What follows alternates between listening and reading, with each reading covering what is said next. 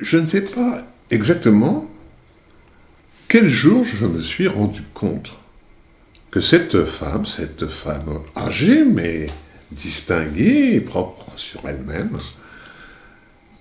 était tous les matins au bistrot de la gare.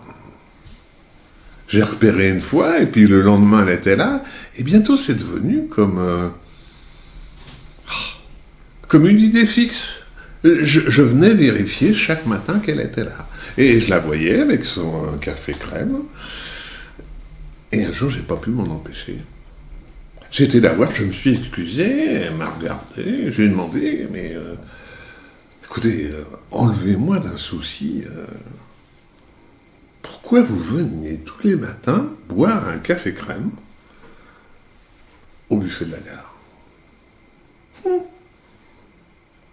Elle m'a regardé avec un petit sourire, et puis au bout d'un moment, elle m'a dit: est-ce que vous avez voyagé, monsieur? Oh bah oui, j'ai cité 2-3 week-ends à Prague, à Varsovie, un trek en Amérique du Sud, une randonnée en Écosse, voilà.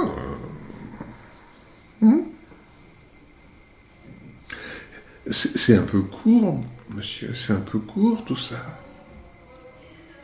Est-ce que vous avez été à Paris, par exemple, au mois d'août, quand le soleil illumine le soir Notre-Dame avant de se noyer dans la Seine pour ressurgir le lendemain toujours plus fort et toujours plus victorieux?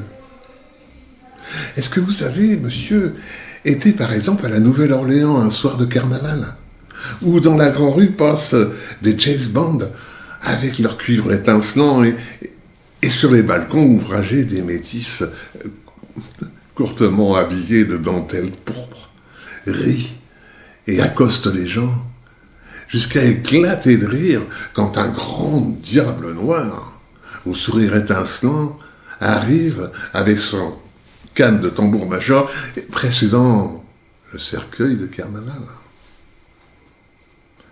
Avez-vous pris le transsibérien, avec cette plaine immense de neige, la steppe? On a l'impression de ne pas bouger, c'est un voyage immobile. Et Venise, vous avez été à Venise? Ah, Venise et ses canaux, Venise et ses masques, où tout est possible de rencontres. Et puis, est-ce que vous avez été à Bénarès? Un jour de pèlerinage que le Gange semble avoir une couleur safran. Et est-ce que vous avez vu le Potala au Tibet, où les gens n'arrêtent pas de s'agenouiller et font le tour? Et elle a comme ça égrené des tas de voyages. Elle avait ouvert une porte et c'est le monde entier qui arrivait dans ce buffet de la gare d'une sous-préfecture de province. Alors au bout d'un moment, je lui ai demandé, mais vous avez été dans tous ces endroits-là? Toujours ce petit sourire. Mais mon bon monsieur, j'ai pas les moyens. Ça fait 40 ans que je travaille à la mercerie, là, sur la Grand Place. Alors c'est pas avec ce que je gagne que j'aurais pu faire tous ces voyages, non. Non, mais j'adore lire. Alors je lis des romans, mais je lis aussi des récits d'aventure, je lis des atlas, tout ça. Et je retiens tout ça. Et puis vous voyez, dans la journée, dans ma mercerie, où je suis ouvrière, et bien comme quelqu'un me demande, hésite entre des aiguilles à tricoter numéro 6 et numéro 7 pendant un bon quart d'heure. Quand une autre cliente hésite entre ses fils, la couleur de ses fils pour faire le 48e napperon à caniche, eh bien moi je m'évade. Je m'évade et je revisite tous ces pays-là.